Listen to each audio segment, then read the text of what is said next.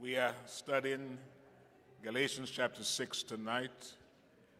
But first, we're looking at lesson 8 in our series of lessons. And by now, you should have filled out answer all the questions in lesson 8.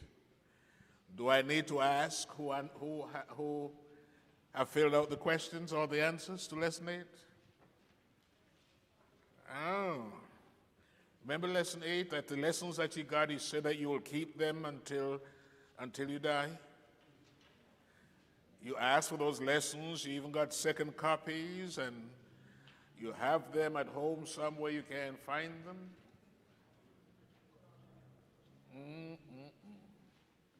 Have you filled out lesson 8 as yet? Oh, this is so dead. That tells me we have filled out lesson 8. Okay. Galatians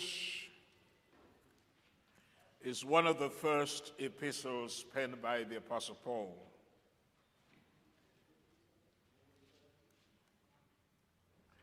And it seemed like the gospel of Christ was under some serious attack. An effort was being made to convince Christians that they must first be circumcised and keep the law of Moses in order to be saved.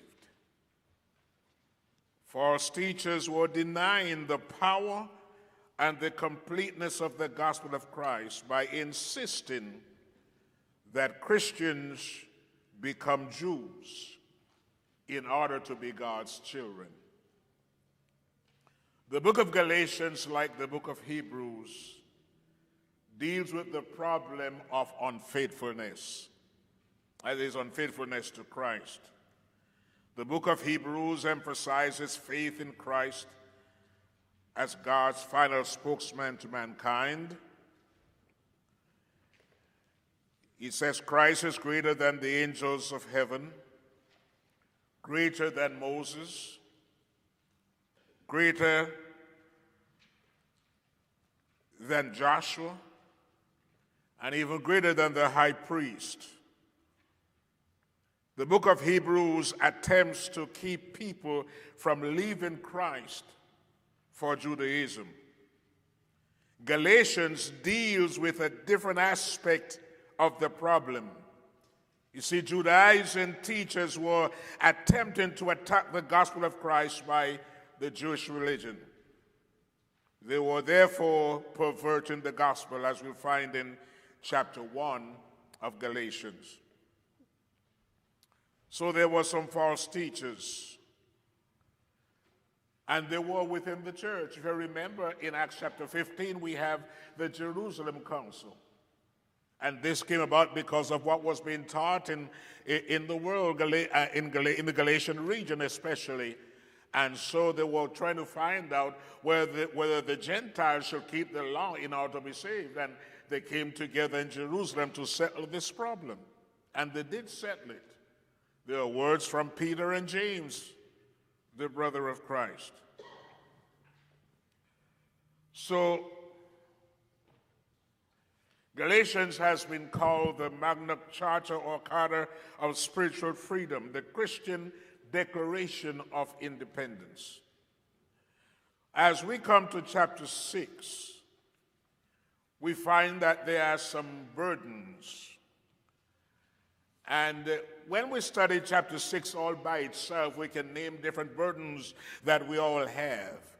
But when we study chapter 6 in light of the rest of the book, we can see the burden of these Christians having been told that they must keep the law. If you remember in Galatians chapter 2, after Peter had been among these Galatians, he was eating and drinking with them, but then there came some Jews from Jerusalem, and Peter separated himself from them. And the Apostle Paul had to confront him to the face. So they had some problems to deal with, as we do have today. But how can we survive a spiritual slump. How can we get over the fact that there are some burdens that may cause us to lose faith? Not entirely, but may cause us to lose some faith and so become slothful in our Christian lives. Now, according to verse 9 of chapter 6 of Galatians, God knew that people would get discouraged, right? People would get discouraged. In business, there are recessions and depressions. In sports, like in baseball, pitchers and batters have slumps. In football, Auburn loses. So all these things happen. All these things happen in life. Christians also may have spiritual slumps. Now, if you don't need this lesson now, you're going to need it later on, because the time will come when you will have your own slumps if you haven't already. But there are degrees of spiritual slumps. Some become weary or beaten out.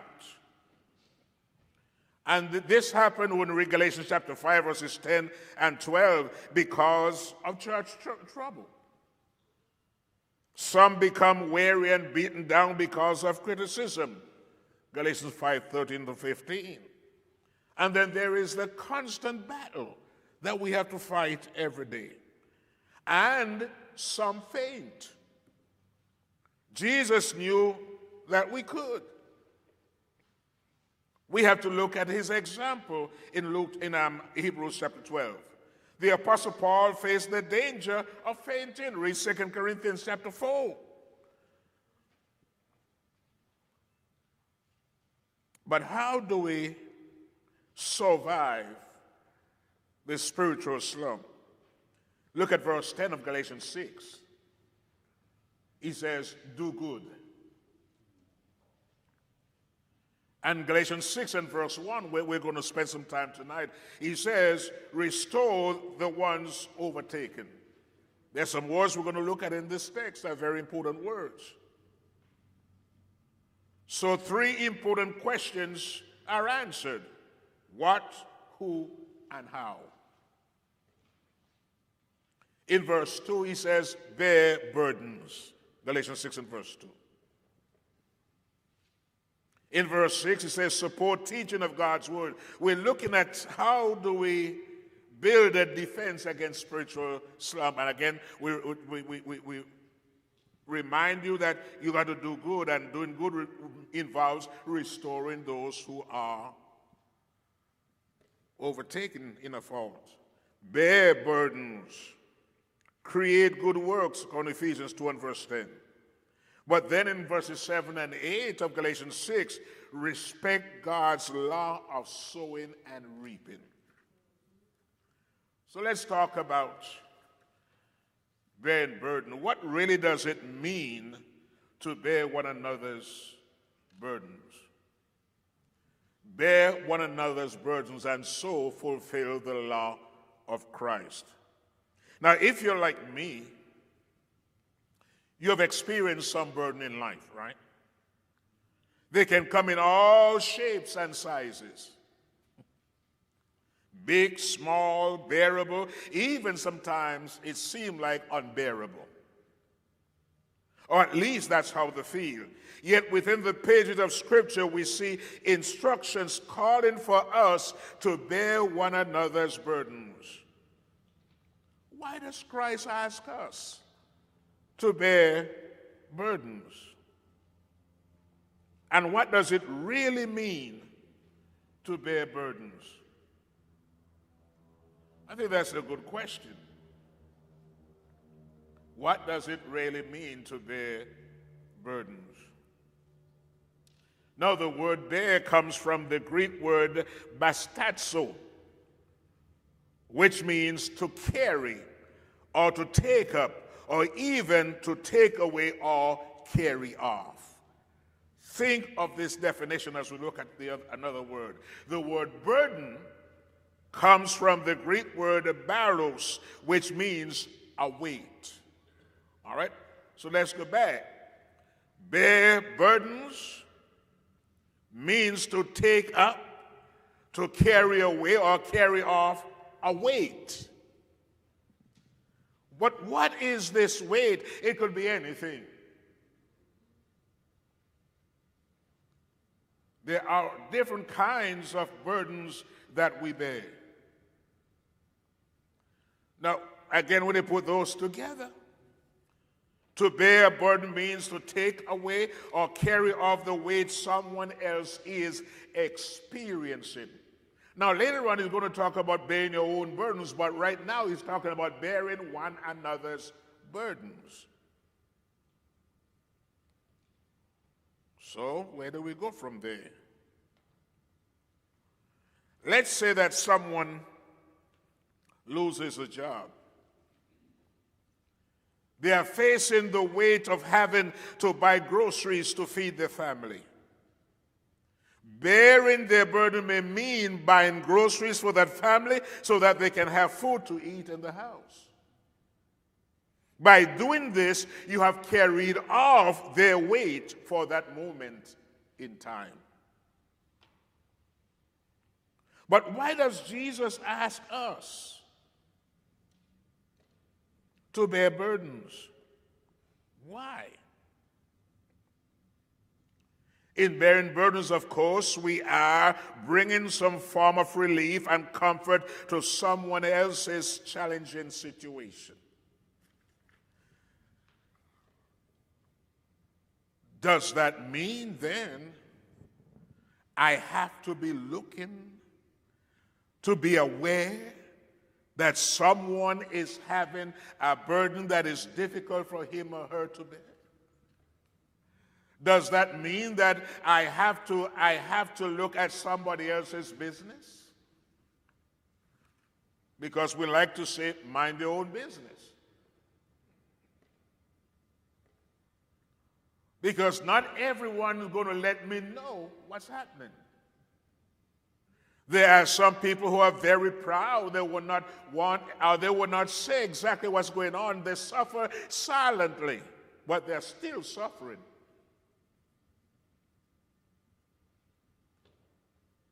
How close are we to our fellow Christians? How do we know that someone is suffering, someone has a burden, and that person has some difficulties in carrying that burden? Something has to happen. We have to come to know something is wrong. Something is not where it's supposed to be. Now, we are not suggesting that you're going around and asking everybody, hey, you got a burden today? No, that's not the point. No, not at all. But we have to be quite observant with our brothers and sisters.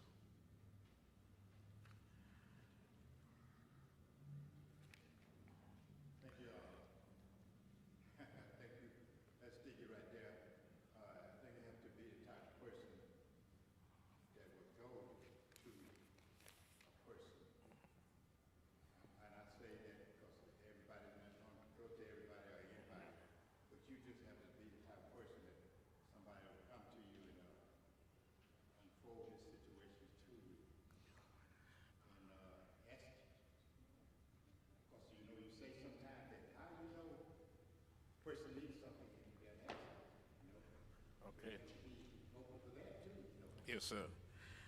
I can say beyond any shadow of a doubt that at Casino Road we have some folks, when they are aware of someone else's burden, they're always ready to lend a hand.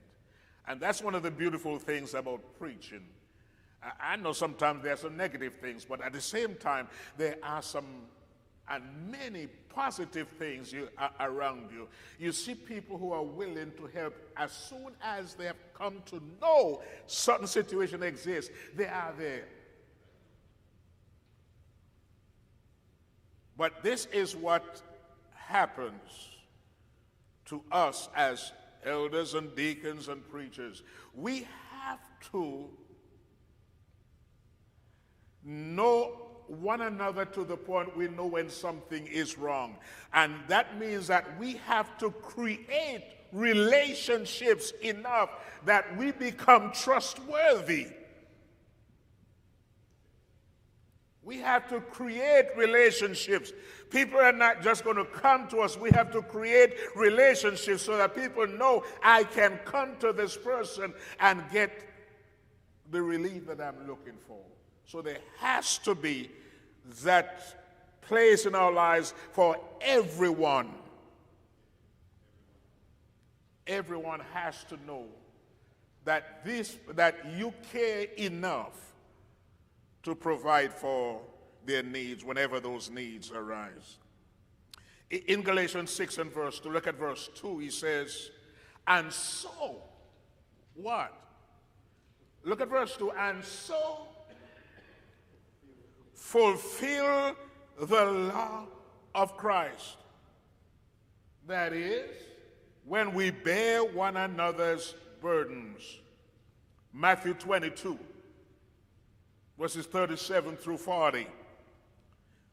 Jesus said, love the Lord your God with all your heart, with all your soul, and with all your mind. This is the first and greatest commandment. And the second is like it, love your neighbor as yourself. All the law and the prophets hang on these two commandments. When you read Matthew 23. Oh, you're going to have something beautiful in Matthew 23. Because we're going to find out how the Pharisees and others, they appear to help folks, but they didn't. And Christ accused them more or less of forgetting the weightier matters of the law. What are the weighty matters of the law? Like love and mercy and things of that nature. The Pharisees were good for that matter. If their families have need, they'll prefer the law to deal with their families rather than they do it themselves. Listen. Now, when you consider the statement in Matthew 22, you understand why Jesus would ask us to bear burdens. By doing so, you are showing the love of God by loving your neighbor as yourself. Now, if you are facing a burden, would you want help? If you're honest and not too proud, the answer is yes. Also, if you knew of someone who was facing a burden and you were in position to help, would you? Hopefully, the answer is yes. Now, in both of these instances, the law is being fulfilled because you are either being loved or loving your neighbor as you would yourself. What about some practical areas in which we bear one another's burdens? Because we have said that burdens come in all shapes and sizes, there are literally an unlimited amount of ways to bear burdens. And we just probably name a few. There are sometimes financial burdens that people have. Now, why did Jesus cast out the money changers from the temple?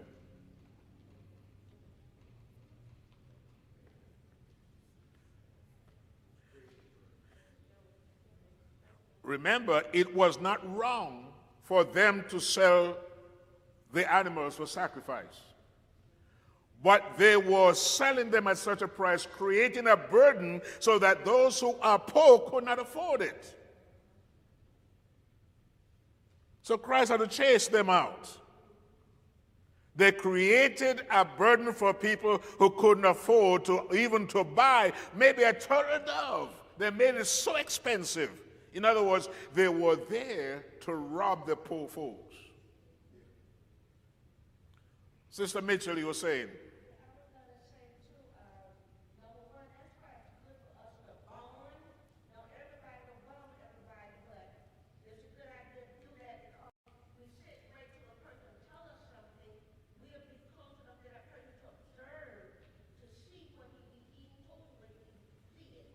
Okay.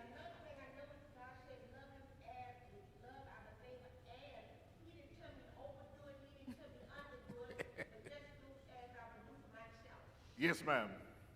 Yes, ma'am. Okay.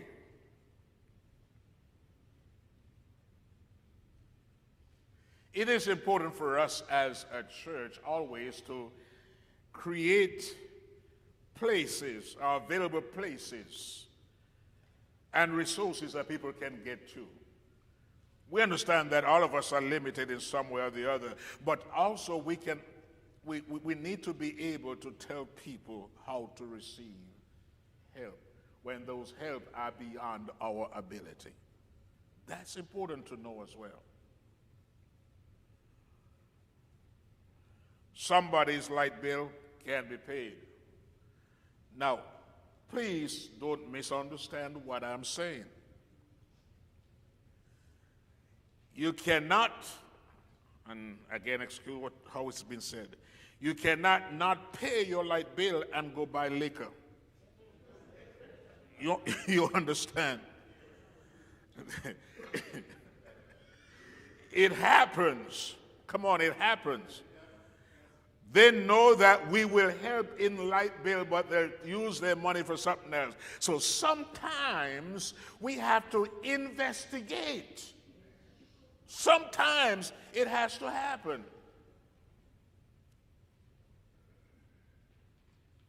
Your parents, you know what this is all about. We want our children to spend their money right. Don't come to them at the end of the month for something that they could take care of, but because of their own carelessness and buying stuff they can't afford. They know that we will help with the light bill or the power bill or one of those bills. So they use their money to buy other stuff that's not necessary.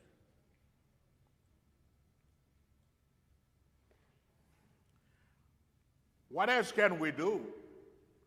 We can also pray for people. Really serious now. Serious praying for folks. And sometimes you have to bring them to your home or to someplace and sit down and actually pray for them.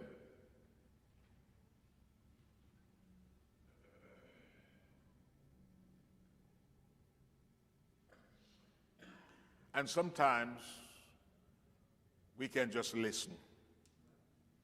Just listen. Some people don't want anything else but just someone to listen to, and we are helping bearing their burdens.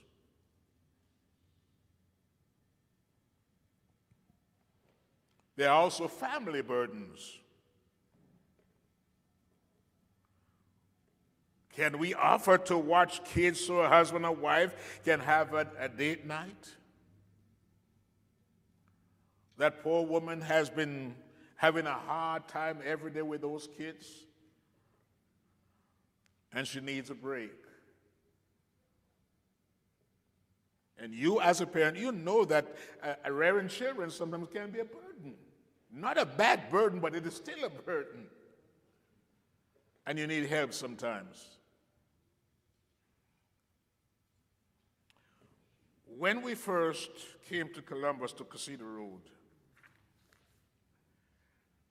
we met, I don't know if it was planned or not, but we met a system that was pretty good, where all of these young families were looking out for each other, taking care of each other. It was beautiful, but now, of course, these families are now grown up. And unfortunately, our kids are not as responsible as we were, not caring as you guys were back then. How can we teach them again to help each other out?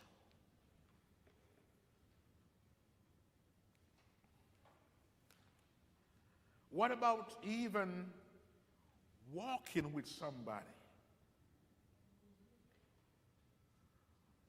Somebody sits in the house all day and all kind of stuff goes through the person's head. What about they say, let's go for a walk today? Just a walk. And you cannot begin to imagine what a conversation you might have. What a relief it might be to that person who just wanted somebody to be with her or even with him. Just get out and walk with somebody. It helps. These are just a few ideas, but every little bit helps. Bearing burdens was an Old Testament truth. Bearing burdens is a familiar theme in the scripture. In fact, this was a command in the law. If anyone is poor among your fellow Israelites in any of the tongues of the land the Lord your God has given you, you do not be hard-hearted or tight-fisted toward them. Rather, be open-handed. And this is Deuteronomy chapter 15. Give generously to them and do so without a grudging heart. Listen. It is customary to hear sometimes that someone might say, well, no one gave to me. If that's the criteria for you helping, you may as well don't. It must be because you are a child of God and you have the love of God in you and you want to be an imitator of Christ, so that just as Christ has done for you, you are willing to do for others. And you don't bear a burden just for someone to bear your burden. But what is amazing in this What's amazing is, actually, in bearing someone else's burden, guess who is blessed the more? Guess who? We are. We are. Just to see a smile on somebody's face, or maybe to hear a sigh. Oh, that feels so good. Just to hear a sigh, just to see a sigh, it makes all the difference in the world.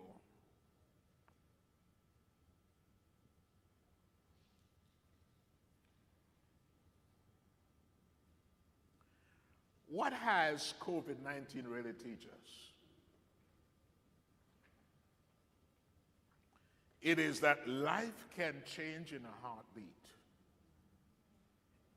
Or we can tell some stories. Good folks that we knew. I believe it was one Wednesday night. The sister was here with us. Next we know, she's in the hospital and she never got out. Beautiful sister. If she was in your class, you know she was there. And she is missed. Life changes. Things happen. Where are we when things happen? So let's be willing to bear one another's burdens. Of course, in the New Testament, bearing burdens was a New Testament reality. Acts chapter 2, beginning at verse 44 and 45. Acts 2, 44, 45. They sold their property and their possession and gave to anyone who had need. When was the last time you take a close look at 1 Corinthians chapter 16? You know what that is about? What is 1 Corinthians 16 about? It really isn't about the normal contribution. The Christians in Judea were going through a famine. Things were difficult. And so money was being collected from different congregations. Remember in 1 Corinthians 16, Paul says that there be no gatherings when I come?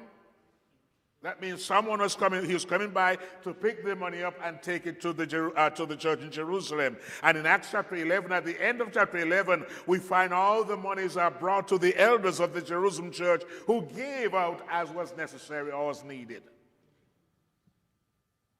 Now we use 1 Corinthians 16 for what? Just to get the time in when we should give on the first day of the week. But the fact that was a love offering. That's why it is good for us to have a love offering to give to people in need. That's what it's there for, to help those in need here and afar off. That is needed.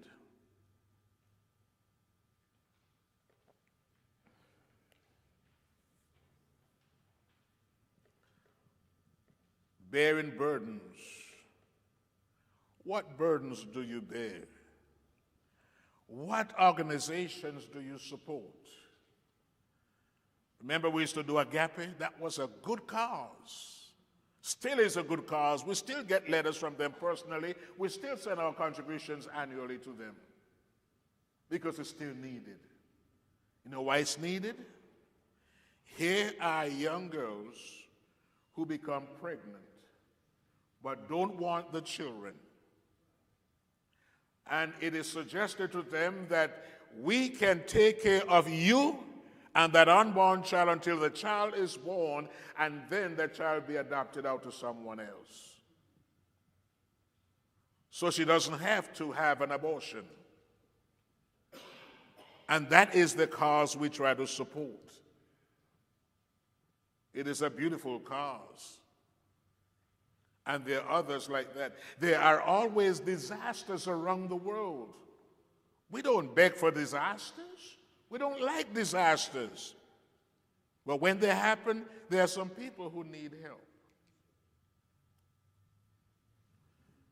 Have you ever seen how that help goes? I remember one year, Brother Jackson and I went to Tuscaloosa when they had the tornado pass through there. And we saw how it worked. We saw trailers of food stuff from the Nashville area. That's the people that Brother Elliott talks about us contributing every month to. That's beautiful. We saw trailers. We saw how professional these members were in helping people. It was beautiful.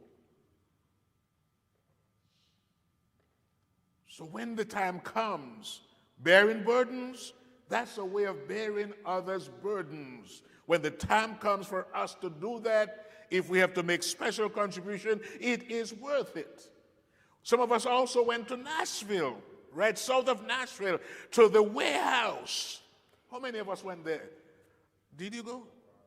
We went up there and saw how these guys, they were really professional about it. It was beautiful. It was well done. So when we talk about us sending money, we know where we are sending them to. We have been there. It is important that we know.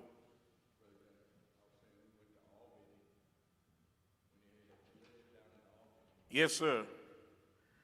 I just want us to show that there are burdens that we bear, and sometimes we don't even know why. We're just being asked to do something, but it is right. It is good for us to know why.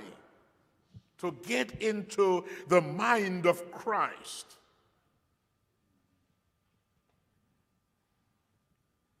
The early church back in Acts chapter 4, look at them and burdens. That was a key attribute of the early church. Motivated by God's grace, powerfully working in their hearts. They looked out for each other. Within these verses, chapter 4, verses 32 through 35. Notice some key points. The believers were together. They were one in heart and one in mind. Number 2, they had everything in common. Number 3, they sold their property and gave to everyone who had need. We can use some words like generosity. There were no needy persons among them.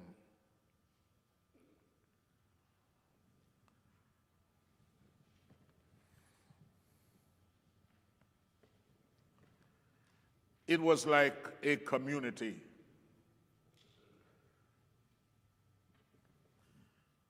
My wife and I could tell you some stories about us in our early years of preaching, where a community, they were not members of the church, not all of them, came together on our behalf just about every week.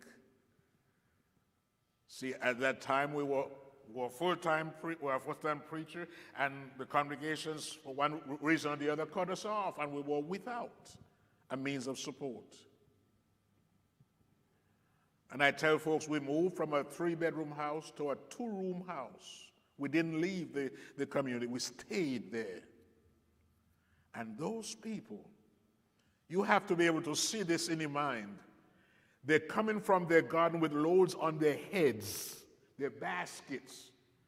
And they'll come to our gate and lift the basket down and give us our share. Never ask. I tell this story sometimes about Mac. Mac grew up on fresh cow milk. Every morning there was a bottle at our house. And the people were not Christians. That boy was privileged. People who could afford it didn't have cow milk, but we had cow milk free. We never grew hungry despite the fact we didn't have any money. They became a community to us. Well, we did our share because then I had a job and I would buy flour and sugar and rice by their quarter bag, and we will share it with those same people. They come, they get a cup of sugar or the cup of rice or whatever. Hey, we get the rest. We get the produce from the field, they get the stuff from the store, and we got fish too. Real fish. Saltwater fish. Man, yes, sir. But we're talking about bearing burdens. And the world shouldn't have to teach us about bearing burdens. We ought to be the ones to teach others. But the fact remains there are good people out there too. Good people. Don't throw somebody off because the person might not be a member of the church. When we deal with salvation, yes, we have to talk about salvation. But there are good people out there. Some of us live in neighborhoods where there are good people. Sometimes who might have needs. Reach out. You will be blessed for it. We're not through with our lesson yet, but that's enough for tonight. We are to bear one another's burdens. But why is this so important in this particular text? You have to go back to chapter 5 with the works of the flesh and the fruit of the Spirit. The fruit of the Spirit, if we have the fruit of the Spirit, we will bear one another's burdens. We thank you so much for being with us tonight.